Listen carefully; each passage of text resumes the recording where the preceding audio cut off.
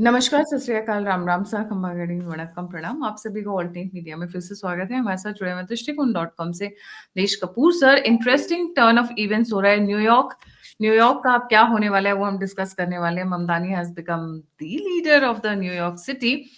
Trump के ऊपर इसका क्या असर होगा, भारत के ऊपर क्या असर होगा, रेडिकल इस्लाम के ऊपर इसका क्या असर होगा। Let's try and have a very brief and a quick look. Sir, a very warm welcome on the show. सभी व्यूअर्स से रिक्वेस्ट है, सर का पोर्टल है दृष्टिकोण.com, प्लीज उसे लाइक, सब्सक्राइब और शेयर जरूर करें। बहुत अच्छे आर्टिकल्स लिखते हैं सर वीकली, और it's a fantastic work out there. जी sir, very warm welcome. Thank you so much Gayatri. Like it is always good to come, मतलब हमेशा अच्छा लगता है आपके चैनल पे आके। ये जो टर्न ऑफ इवेंट्स है ये बड़ा अजीब सा हो गया है यहाँ पर लाइक यूएस में, क्योंकि हुआ क्या है कि ये जोरान जो ममदानी है, जोरान ममदानी, ये मीरा नायर का बेटा है और एक हमास से लिंक्ड या उसका जो लाइक उसका सिंपथाइजर एक प्रोफेसर है, तो उसका बेटा है ये। And he himself is actually दिखाता तो ये है कि मैं सोशलिस्ट हूँ, मैं कम्युनिस्ट टाइप हूँ और बड़ा लोगों का ख्याल करता हूँ, पर रियलिटी में ये बंदा एक जिहाद की तरफ ज़्यादा वो लिंक्ड है, और उन वो जो फोर्सेस हैं उनके साथ। एक मैं एग्जांपल देता हूँ कि मैं ये क्यों कह रहा हूँ। एक है council of American Islamic relations, care कहते हैं उसको, CAIR। उससे इसके जो पॉलिटिकल एक्शन कमेटी है, लाइक उसको बहुत पैसा आया है। तो उन्होंने बहुत पैसा दिया है। वो जो है एक्चुअली जो मुस्लिम और इस्लामिक जो फोर्सेस हैं उनके साथ वो काम करते हैं। उनको कई जगह एक वो टेररिस्ट ग्रुप ही वो डिस्क्राइब किया गया है। तो वो बेसिक इंस्टीट्यूशनल बैकर हैं। 80% जो मुस्लिम अमेरिकन की जो कंट्रीब्यूशन है वो केयर के थ्रू इसके पास आई है। फिर हमास से इसका डायरेक्ट लिंक तो नहीं है, पर ये हमेशा जो हमास के जो फंडर्स वगैरह हैं उनको हमेशा ये बहुत पॉजिटिवली बात करता रहा है और उनके लाइक उनको सपोर्ट भी करता रहा है। तो ये क्या होता है कि एक तरह का वो डिनायबिलिटी रखते हैं, प्लॉजिबल डिनायबिलिटी के, लाइक उनको प्रेज भी करते रहते हैं और उनके बारे में अच्छा भी बोलते रहते हैं और पीछे से वो बैकअप करते हैं और कभी लाइक उनके बारे में बुरा नहीं बोलते। तो ये उनके साथ वो काफ़ी वैसा लिंक रहा है। फिर एक और है मुस्लिम ब्रदरहुड के साथ। अब जो केयर जो है उसका लिंक सीधा अब मुस्लिम ब्रदरहुड के साथ रहा है। वो बहुत सारे लोग ये कहते हैं कि care is actually Muslim brotherhood का US आर्म। तो बेसिकली उसके साथ भी इसका लिंक हो गया। और एक और इनके बैकर है इसके, वो है चाइना जो कि बड़ी इंटरेस्टिंग चीज़ है। तो डायरेक्ट कोई लिंक नहीं है, पर इनडायरेक्टली जो उसके डोनर्स हैं वो एग्जेक्टिव रह चुके हैं एक एप्लीकेशन जो है ऐप लविन पे। तो ऐप लविन, APPLOVIN, तो उसके लाइक उसको वो ये भी कहा गया है कि लाइक उसमें इन्वेस्टर्स जो हैं वो चाइनीज हैं, जो CCP के साथ लिंक्ड हैं। तो पीछे से जो वो ऐप को बैक कर रहे हैं वो चाइनीज CCP कर रही है, और वो लोग इसको वो कई $1,000, आई थिंक $50,000 से ज़्यादा दे चुके हैं। तो उससे मैं ये कहूँगा कि जो इसकी बैकिंग जो है वो सीधा इस्लामिक जो पूरा एक इकोसिस्टम है, चाहे वो इकना हो, लाइक इकना के भी बहुत सारे स्टाफ उन्होंने दिए हैं। जो इलिनॉय के जो मुस्लिम एक्शन पॉलिटिकल एक्शन कमेटी है उसने बहुत पैसे दिए हैं। फिर जो एकेडमिक्स जो कोलंबिया और NYU से लिंक्ड हैं, कोलंबिया और NYU दोनों न्यूयॉर्क की यूनिवर्सिटीज़ हैं जो न्यूयॉर्क की सिटी में है, तो वो भी लाइक इसको बैक कर रही हैं। सोरस का इनडायरेक्ट लिंक इसके साथ है, मतलब इन टर्म्स ऑफ कैसे वो इसको पैसे देते रहे हैं। तो अगर उस तरीके से अगर देखो तो इसका ऊपर आना is a direct threat to MAGA group. तो इसकी जो वाइफ है वो भी एक सीरियन मुस्लिम है। इन दोनों का जो निकाह हुआ कुछ साल पहले हुआ था, और वो ओपनली पैलेस्टाइन को और हमास को बैक करती है, और इसराइल के खिलाफ खूब गालियां भी देती है, और उनको ज्यूस को हमेशा बुरा भला बोलती है। तो उसको कहते हैं एंटी सेमिटिक है। तो बेसिकली इनका जो पूरा ग्रुप है वो एक डायरेक्ट कॉन्फ्रंटेशन है विद ट्रम्प का ग्रुप।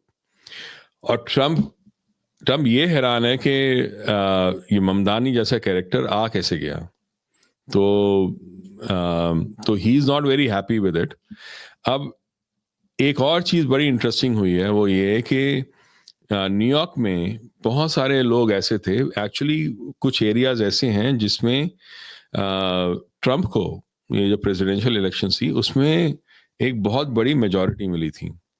उन्हीं एरियाज में एक लैंडस्लाइड चेंज हुआ है टुवर्ड्स ममदानी।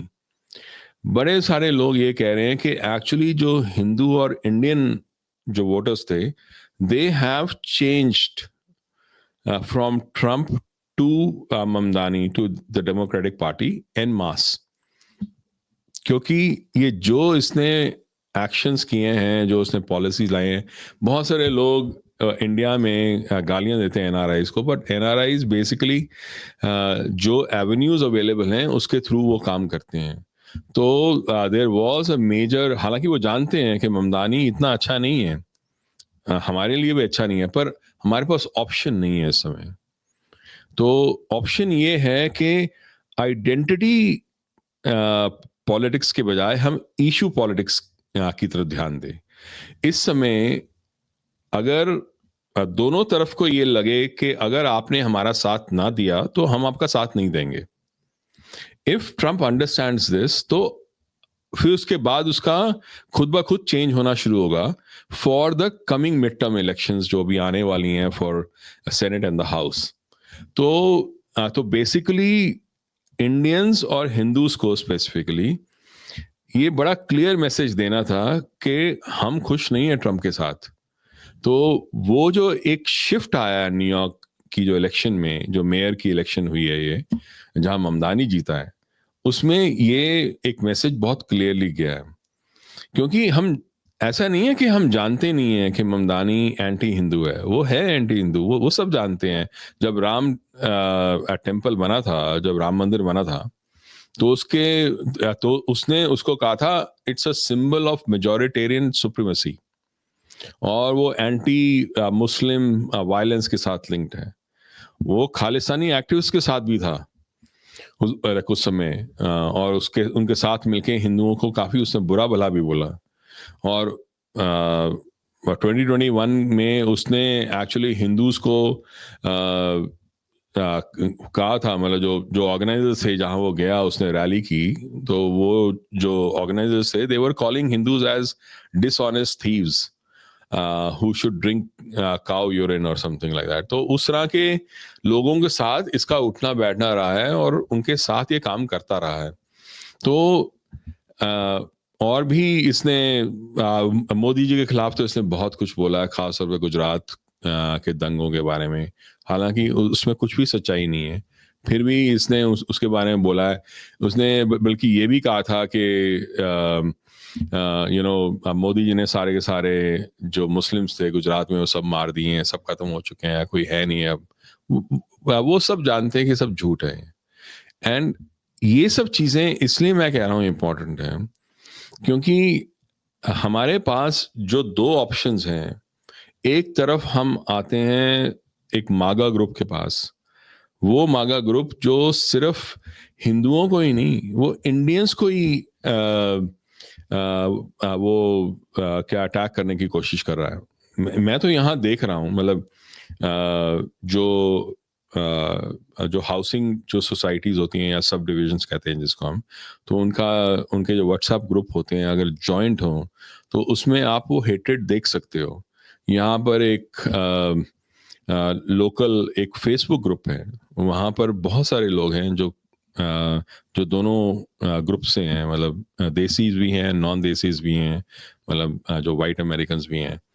वहाँ ओपन हेट स्पीच चलती है उनकी, ओपन हेट स्पीच। आप एक्स पे जाओ तो ओपन हेट स्पीच है फ्रॉम द मागा ग्रुप। वो इस लेवल पे आ गए हैं कि दिनेश डिसूजा जैसे लोग, जैसे हमने बात की थी, उनके खिलाफ भी वो बहुत कुछ बोलते हैं। तो वो it's not just about Hindus, they are against even the Indians. And ये बहुत ज्यादा बढ़ता जा रहा है फ्रॉम द मागा साइड।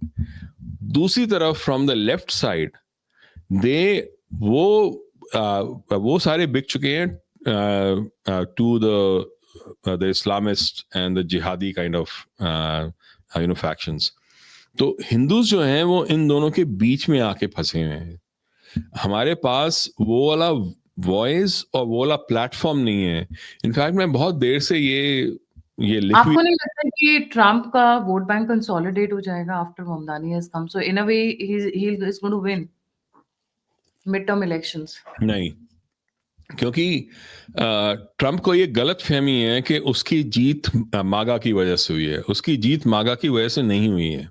उसकी जीत अक्रॉस द बोर्ड जितने सारे लोग थे, चाहे वो लोग थे जिनकी नौकरियां चली गई थी, या वो लोग थे जो फेस कर रहे थे बहुत ज्यादा इन्फ्लेशन, जो बहुत ज्यादा पीड़ित थे, द एंटायर मिडिल क्लास, वो लोग जो जो नहीं हैं मागा और फार राइट टाइप, पर वो जानते थे कि जो इसने इलीगल लोग आए हैं उसका क्या इम्पैक्ट हो सकता है, और किस तरह से इन्फ्लेशन बढ़ रही थी जब बाइडेन था, और कैसे बाइडेन को उन्होंने बचाने की कोशिश करते रहे, जानते बूझते कि बाइडेन पूरी तरह खो चुका वो लाइक उसका सोचने का तरीका। फिर भी वो कंटिन्यू करते रहे। इसी वजह से बहुत सारे लोग थे जो तंग आ चुके थे इस सारे झूठ से। उन लोगों ने ट्रंप को वोट दिया था एन मास। मैं जानता हूं कि यहां जितने इंडियंस हैं उन सब ने ट्रंप को वोट किया था, जिनको भी मैं जानता हूं। पर आज अगर उनसे पूछा जाए आप किसको वोट करेंगे, वो ट्रंप को नहीं करेंगे वोट, वो ट्रंप के कैंडिडेट्स को भी नहीं करेंगे वोट, बिकॉज वो एक शिफ्ट आया है। That is why Mamdani, despite all the things, अगर किसी ने भी ऐसी बातें आज से 10 साल पहले कभी भी किसी भी इलेक्शन में यहां यूएस में बोली होती, वो कभी आस पास भी नहीं आ सकता था किसी जीत के। जो उसने कहा कि I am proud of being a socialist, I am a hard core socialist, ऐसी बातें कोई बोलता नहीं था यहाँ पे। You're missing one word. I'm Muslim. हाँ, वो मैं नेक्स्ट आ रहा था। पहले तो अगर मैं कह रहा हूं, अगर वाइट अमेरिकन भी अगर ये कहता कि मैं हार्ड कोर सोशलिस्ट हूं, वो कभी आस पास भी नहीं आ सकता था। यहां ये मुस्लिम है जो कहता है I am a Muslim and I am a socialist. ये तो एक ऐसा कॉम्बिनेशन है जो एब्सोल्युटली इम्पॉसिबल था, पर आज ये पॉसिबल हुआ है और ये लैंडस्लाइड से जीता है। तो ये एक सिर्फ ये नहीं जीता, 3 इंडियन मुस्लिम डेमोक्रेट्स जीते हैं, लाइक इंक्लूडिंग हिम, 2 और हैं। ये जो इलेक्शंस हुई हैं मेयर्स की और गवर्नर्स की, मैंने ऐसा क्यों कहा कि ट्रम्प को इनडायरेक्टली फायदा होगा, बिकॉज नाउ सी जैसे केजरीवाल ने दिल्ली का रायता बना दिया अगर मैं कॉमन पार्लेंस में बोलूं तो, जब त्राहिमाम हो गया, then BJP is coming to power. BJP वो had not come into power in Delhi for a long long time, 20+ years, right? Mamdani looks like is going to do the same with New York. Second, the love for Islam, we all know it. Soros ke saath connection, we all know it because George Alexander Soros has posted a social comment that I'm proud of New York, being a New Yorker, ऐसा करके photo के साथ में। तो अब जो रायता ये फैलाने वाले हैं न्यूयॉर्क में, what is going to be unleashed on New York, it's going to set as a fear phobia in the other side of the crowd, and it will help in consolidation. I'm looking at from that point of view. मैं इसको ऐसे देखूंगा कि किसका रायता ज्यादा खराब है, किसका रायता ज्यादा बड़ा फैलता है, उसकी लड़ाई उसकी है, क्योंकि रायता तो Agree, दोनों ही फैला रहे हैं। completely right, agree. Yeah. तो रायता दोनों ही फैला रहे हैं। अब ये है कि जहां ये जीता है न्यूयॉर्क सिटी में, न्यूयॉर्क सिटी पहले ही बहुत हार्ड कोर ब्लू सिटी है, मतलब ब्लू इन द सेंस पूरा डेमोक्रेटिक लेफ्टिस्ट काइंड ऑफ है। ये बहुत अजीब सी बात है कि न्यूयॉर्क सिटी जैसी बिल्कुल कैपिटलिस्ट का बिल्कुल एपिटमी जिसको माना जाता है हमेशा, जहाँ पे सारा वॉल स्ट्रीट है, सब कुछ है, पैसे का बिल्कुल सेंटर रहा है हमेशा, वो आज पूरा लेफ्टिस्ट हो चुका है। तो ये एक बहुत बड़ा चेंज है। और मैं तभी हम बात कर रहे थे ना कि इनवर्ट देखेंगे सारे जो वेस्टर्न सोसाइटीज हैं, और वही हो रहा है। ये जब ऐसा सिचुएशन होगा, जो फार राइट है वो और ज्यादा फार राइट हो जाएगा। वो कहेगा देखो हम तो कह रहे थे, और जो यहाँ के लोग हैं वो कहेंगे देखो, वो और वो कुछ फैलाने की कोशिश करेंगे, वो कहेंगे देखो हम तो कह रहे थे। जितना ये पूरा तक इस समय मैं जानता हूं, बहुत ऐसी लोग हैं जिन्होंने अपने घर बदलनी है, जिन्होंने अपनी स्टेट्स बदलनी है। वो कैलिफोर्निया, जो लोग लेफ्ट विंग नहीं थे, वो कैलिफोर्निया और न्यूयॉर्क वगैरह जैसी जगह छोड़ के साउथ में आ गए हैं, टेक्सास में चले गए हैं, और जॉर्जिया में आ गए हैं, और बाकी जगह पे गए हैं। मतलब अगर ना भी हो रहा होता इस तरह से, तब भी यूएस जो है बीच में से कट चुका है इस समय। मैंने एक वीडियो बनाया था कुछ महीने पहले, तब मैंने सोचा था कि मैं पता नहीं कैसी अजीब सी बात बोल रहा हूँ, पर अब मैं जितना मैं स्टडी कर रहा हूँ और समझ रहा हूँ, उतना मेरे को लग रहा है ये और ज़्यादा पॉसिबल होता चला जा रहा है। वो ये कहा था कि कैलिफोर्निया में पहले तो ये बड़ी फ्रिंज बात होती थी, बड़े कुछ कुछ गिने चुने जो सिर फिरे लोग होते थे, वो ऐसी बातें करते थे कि कैलिफोर्निया जो है वो सिसीड कर जाएगा, वो टूट जाएगा फ्रॉम द यूएस। अगर आज कैलिफोर्निया एक अलग देश बन जाए तो वहां वो नंबर 10 इकोनॉमी होगा पूरी दुनिया का। पर वो ऐसे सिसीड नहीं कर सकता क्योंकि यहाँ के कॉन्स्टिट्यूशनल लॉज ऐसे नहीं हैं। पर अगर कुछ स्टेट्स अगर मिल जाएं तो ऐसा हो सकता है। पिछले कुछ सालों में ऐसा हुआ है कि जो ब्लू स्टेट्स हैं उनका एक ब्लू ब्लॉक बना है। अब ब्लू ब्लॉक में मैं कैलिफोर्निया को ले लो, आप इलिनॉय को ले लो जहाँ शिकागो है, फिर आप न्यूयॉर्क को ले लो, फिर ऐसे ऊपर जो मैसाचुसेट्स है जहाँ बॉस्टन है, आप उसको ले लो। तो ये जो स्टेट्स हैं ये एक ब्लू ब्लॉक में आ रही हैं, जो अपने पूरा एजुकेशन सिस्टम ही चेंज कर रही हैं। they have adopted their own education policy. They have a different kind of even policing policy. उनका जो वो कहते हैं ना सैंक्चुरी स्टेट्स, वो सैंक्चुरी सिटीज हैं जहां पर इलीगल्स को बहुत वेलकम किया जाता है। सो मैं ये कह रहा हूं कि socially the blue block is already being created. तो वो जो टूट जो पड़ सकती है जो इस देश में, उसकी नींव बहुत सशक्त रूप में एक्चुअली डाली जा रही है इस समय।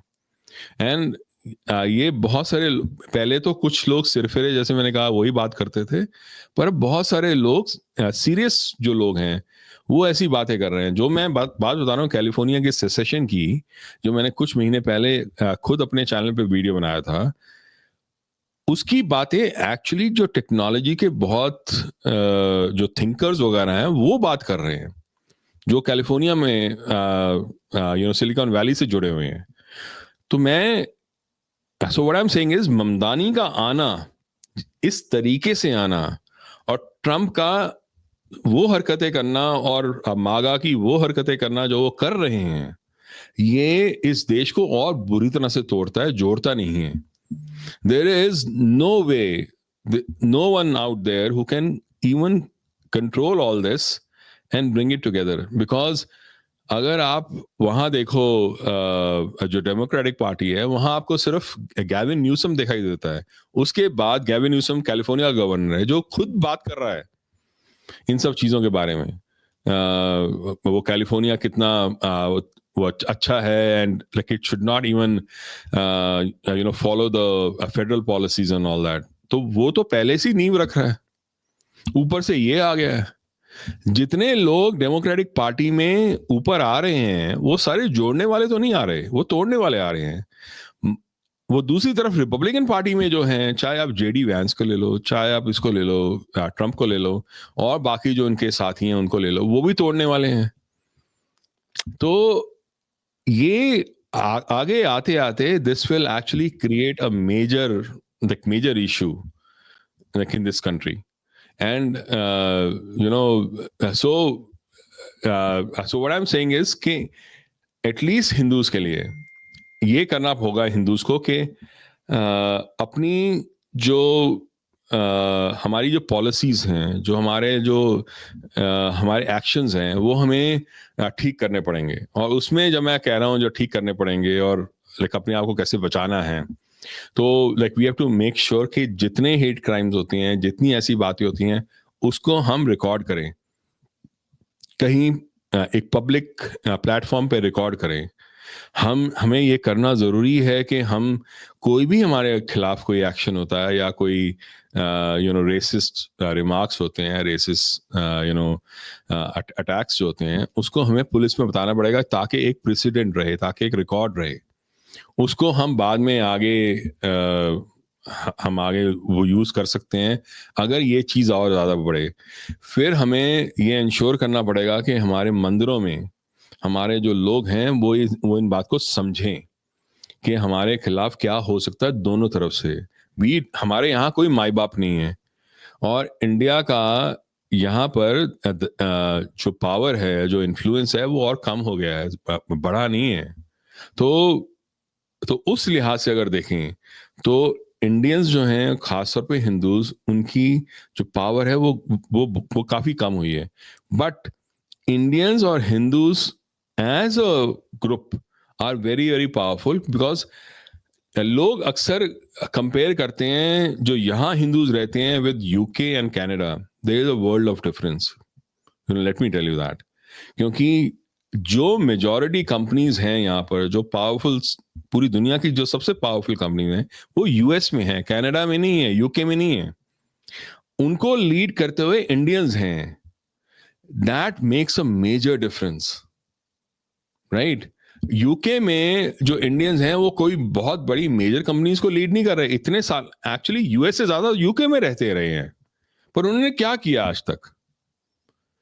यहां तो एटलीस्ट वो उन्होंने लाइक हम इंडियंस ने, आप यहाँ देखो, मैं आज कहीं गया हुआ था, मैं वहां से आ रहा था, तो रास्ते में मैंने एक साइन देखा, कोई रोहित है, ही इज रनिंग फॉर यहाँ का जो लोकल सिटी काउंसिल है।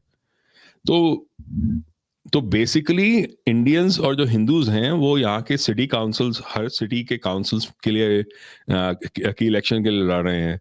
यहाँ के स्कूल बोर्ड्स में हैं, यहाँ के जो लोकल इलेक्शंस हैं, जो सेनेट की इलेक्शंस हैं, हम उसके लिए यहाँ लड़ते हैं। तो basically we are also trying to get into all these areas, जो हम किसी और देश में नहीं करते थे। कनाडा में इतना नहीं करते। कनाडा में एक्चुअली जो खालिस्तानी हैं, उन्होंने ये काम ज्यादा किए हैं, हमने काम ये कैसे काम कम किए हैं। तो that is a major difference. So you're looking at the breaking of US will start soon, or you're looking at the US is going to be in a big turmoil? At least that will be the beginning now. देखो, मैं ये कहता हूँ, मैंने पहले भी ये बात बोली है कि ठीक है, जो नेक्स्ट वर्ल्ड वॉर होगी वो काफ़ी मिसाइल्स वगैरह तो होगा, जो भी होगा, ड्रोन्स होगा, मिसाइल होगा, पर उससे ज़्यादा नेक्स्ट वर्ल्ड वॉर जो होगी, नेक्स्ट जो मेजर वॉर्स जब शुरू होंगी, तो स्ट्रीट लेवल फाइट्स ज़्यादा पहले होंगी, चाहे वो यूरोप में हो, चाहे वो यूएस में हो। जो हमने लड़ाइयाँ यहाँ पर अभी कैलिफोर्निया में देखा, कैलिफोर्निया में जब इन्होंने फेडरल आर्मी भेजी, मिलिट्री भेजी वहाँ पर उनको रोकने के लिए, तो वो एक छोटी मोटी बात नहीं थी, वो बहुत बहुत ज़्यादा उन्होंने दंगा फसाद किया था। सेम चीज़ें और भी बाकी सिटीज़ में अब होने लग गई हैं। They will start increasing, specially in the blue states.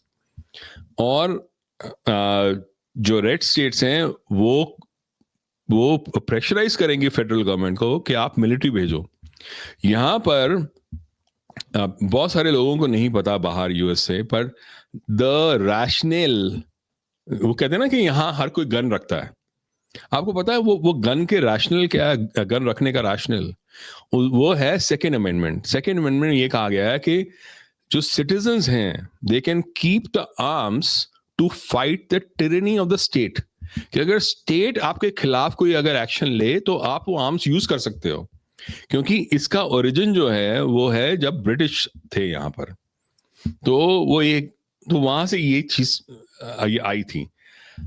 अब आप देखो कि अगर एक सेंट्रल मिलिट्री जो फेडरल मिलिट्री है वो कैलिफोर्निया जैसी स्टेट में अगर जाती है जो कि एक ब्लू स्टेट है, तो वो तो ये कहेंगे दिस इज टिरेनी। आप हमारी स्टेट में एक फेडरल मिलिट्री कैसे भेज सकते हो? और उन्होंने यही कहा था एक्चुअली, हम आके लड़ेंगे आपसे। That is why they have arms. The very rational for keeping arms was that. You understand? ठीक है, बुरा है, अच्छा है, मैं उसकी बात नहीं कर रहा। मैं ये बता रहा हूं कि उसका रैशनल क्या था और वो रैशनल आज कैसे यूज हो सकता है। यहां पर यूएस में ये जरूरी नहीं है कि हर सिर्फ फिर के पास या हर स्पाई के लिए आपको वेपन्स देने पड़ेंगे। जैसे अगर सपोज करो इंडिया अगर वहां पाकिस्तान में कोई अगर स्पाई भेजता है, अगर कुछ वो दंगा फसाद करने के लिए कोई भेजता है, उसके साथ उसको आर्म्स भी तो देने पड़ेंगे ना। वो जब तक हथियार नहीं दोगे आप वो वहां क्या करेगा? यहाँ आपको हथियार देने की जरूरत नहीं है। मेरे घर के पास यहाँ पर एक एम्यूनिशन का स्टोर है, वहां पर एक साइन था AK-47 at 10% डिस्काउंट। तो आप यहां जाके AK-47 या घर के पास से खरीद सकते हो अगर चाहो तो। वो हर जगह पे है। तो वो जो वहां से जो लोग चाइना से, सीरिया से और वेनेजुएला से और बाकी जगह से यहाँ लोग आए, उनको वेपन्स देने की भी जरूरत नहीं थी उनको। वो तो यहाँ जाके स्टोर में जाके जितने मर्जी खरीद लें। तो मैं ये कह रहा हूं कि the escalation once it starts will be just rapid, much faster than any other state or any other society. और इसकी नींव जो है वो अब पड़ी है वहां न्यूयॉर्क में। Very interesting, very interesting. Thank you so much sir for joining. जाने से पहले सभी व्यूअर्स से रिक्वेस्ट है, please don't forget to like, subscribe and share the alternate media. अगर आप कंट्रीब्यूट करना चाहते हैं, सपोर्ट करना चाहते हैं तो नंबर और यूपीआई स्क्रीन के ऊपर है। आप फीडबैक देना चाहते हैं, मुझसे जुड़ना चाहते हैं तो सभी के सभी लिंक्स डिस्क्रिप्शन बॉक्स में। इसी के साथ जय हिंद, जय श्री राम, हर हर महादेव। Thank you. हर हर महादेव।